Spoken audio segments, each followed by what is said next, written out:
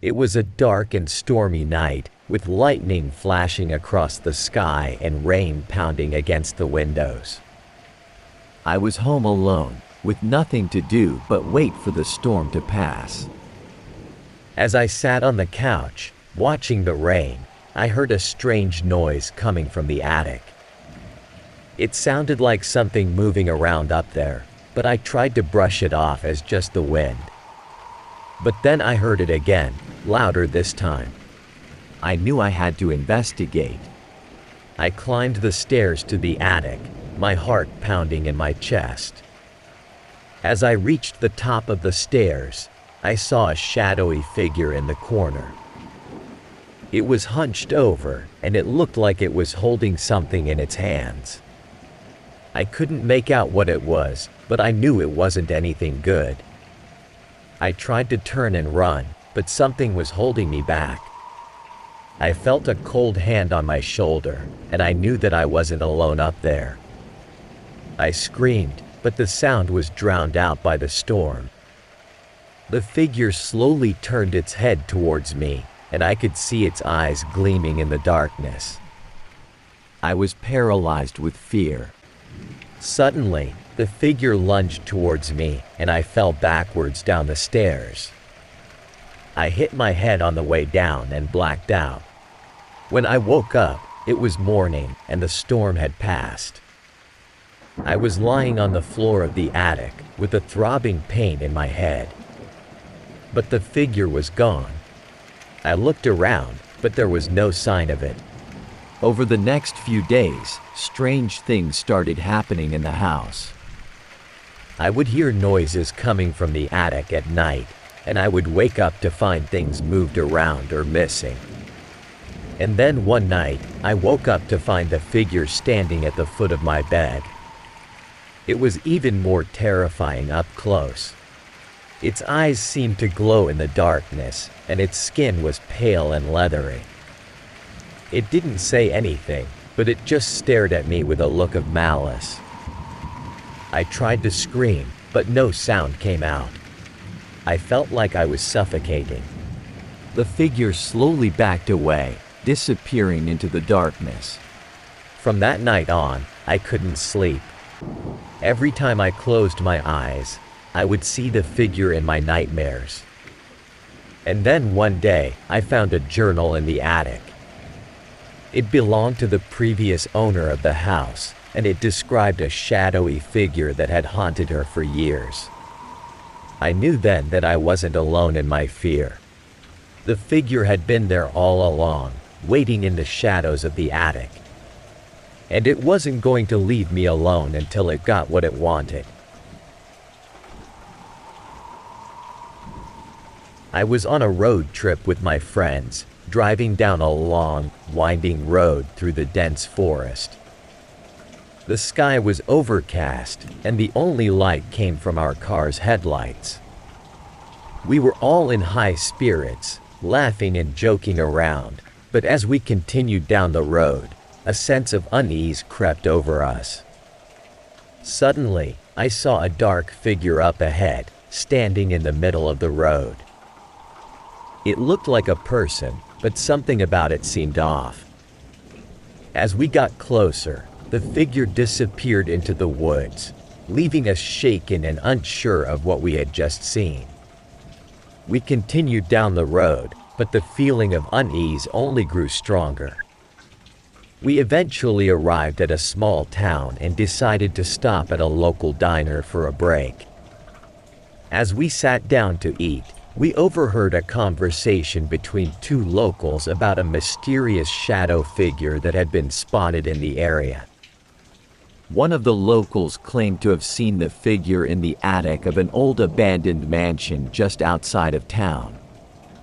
They warned us to stay away, as the mansion was known to be haunted by a vengeful spirit.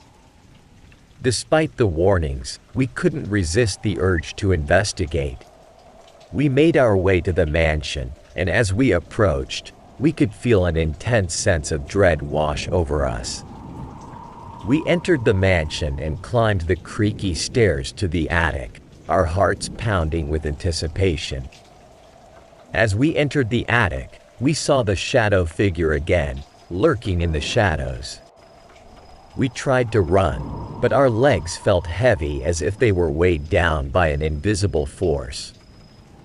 The figure crept closer and closer, until it enveloped us in its darkness, leaving us trapped in a never-ending nightmare. From that day on, I couldn't shake the feeling of being watched, of being followed by the shadow entity. I still don't know what it was or what it wanted, but I do know that I'll never forget the terror it brought into my life. As I sat there in the darkness, I couldn't help but feel as though something was watching me. The air was heavy and the silence was deafening. I tried to shake off the feeling and continued to look through the boxes. But as I reached for one of them, I felt a cold breeze brush against the back of my neck. I turned around quickly, but there was nothing there. I felt a sense of dread wash over me, but I didn't want to leave empty-handed. I reached for the box again, and that's when I saw it, the shadow figure lurking in the corner of the attic. It was unlike anything I had ever seen before. The shape was human-like, but its movements were jerky and unnatural. It seemed to be shifting in and out of the darkness, like a mirage. I felt a chill run down my spine, and I knew that I needed to get out of there. But as I tried to leave, the figure began to move towards me. It was almost as if it was taunting me, daring me to stay. I tried to scream, but no sound escaped my throat. I felt as though I was frozen in place, helpless against its power. Suddenly, the figure was upon me. It felt as though I was being suffocated, as if its darkness was seeping into my very soul. I was trapped, with no hope of escape. As the shadow figure consumed me, I realized that I was no longer in control of my own body. It had taken over, and I was now a mere puppet in its twisted game. I could hear its cackling laughter echoing through my mind, and I knew that I was doomed. Days turned into weeks, and weeks turned into months. I was trapped in the shadow figure's grasp, forced to do its bidding. I watched as it terrorized others, leaving behind a trail of destruction and death. But as I sat there in the darkness, I knew that there was only one way out. I had to fight back, to reclaim my body and soul from the shadow figure's clutches. And so, with all my willpower, I began to push back. It was a long and difficult battle, but eventually, I emerged victorious. The shadow figure was banished back to the darkness, and I was once again in control of my own life. But I know that it will never truly be gone. It will always be lurking in the shadows, waiting for its next victim to claim. And so, I will always be vigilant, always watching and waiting for its return.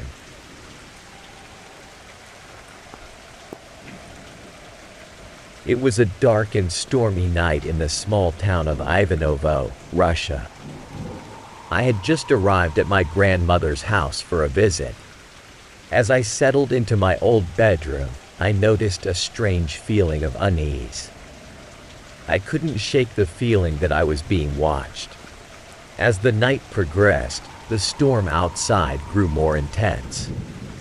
Lightning flashed and thunder boomed, shaking the old house to its foundations. I tried to distract myself by reading a book, but the feeling of unease only grew stronger. Suddenly, a bolt of lightning illuminated the small attic door in the corner of my room. I had never noticed it before, but now it seemed to be calling out to me. I slowly approached the door, feeling the hairs on the back of my neck stand up.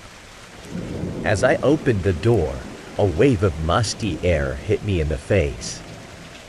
I could barely make out the shape of an old trunk and some dusty furniture in the corner of the small attic. And then I saw it, the shadow figure lurking in the corner. I couldn't believe my eyes. The same shadow figure that had haunted me before had somehow followed me all the way to Russia. It was darker and more menacing than ever before, and seemed to be emanating an aura of pure evil. I wanted to run, but my body felt rooted to the spot. I could only stand there, frozen in fear, as the shadow figure began to move towards me. It spoke to me in a voice that sounded like death itself, promising to consume my soul. I don't remember how long I stood there, trapped in that attic with the shadow figure. When I finally emerged, the storm had passed and the sun was shining brightly. I couldn't shake the feeling that I had escaped some sort of malevolent force, but I never spoke of it to anyone. To this day, I still have nightmares about that night in the attic. And I can't help but wonder, was the shadow figure a figment of my imagination or something much more sinister? It was a bitterly cold winter night in Germany, and I found myself stranded on the side of the road, far from any civilization. I was driving through the area on a business trip, and my car had broken down in the middle of nowhere. As I stood in the darkness, shivering in my thin coat, I spotted a faint light in the distance. I decided to make my way towards it, hoping to find some kind of shelter. After a long and treacherous walk through the snow, I arrived at an old, dilapidated house. It was the only building for miles around, so I had no other choice but to knock on the door and ask for help. A frail old woman answered, and though she was hesitant to let me in, eventually she relented and showed me to a small attic room where I could spend the night. As soon as I stepped into the room, I felt an overwhelming sense of dread wash over me. The atmosphere was suffocating and oppressive, and I couldn't shake the feeling that I was not alone. I tried to ignore the uneasy feeling and settled into the bed, hoping to get some rest. As I lay there, I heard strange noises coming from the corner of the room. At first, I tried to convince myself that it was just the creaking of old floorboards, but as the sounds grew louder and more insistent, I realized that something was there with me.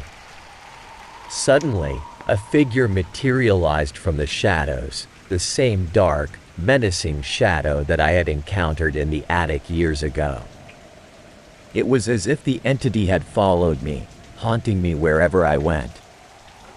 I was paralyzed with fear as the shadow crept closer and closer, until it was towering over me. I could feel its cold, clammy breath on my face, and I knew that I was not going to make it out of the room alive.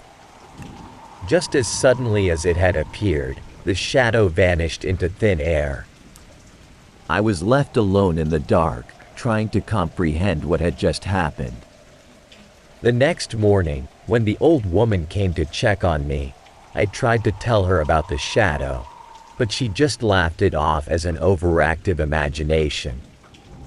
But I knew what I had seen, and I knew that the shadow was still out there, waiting for its next victim.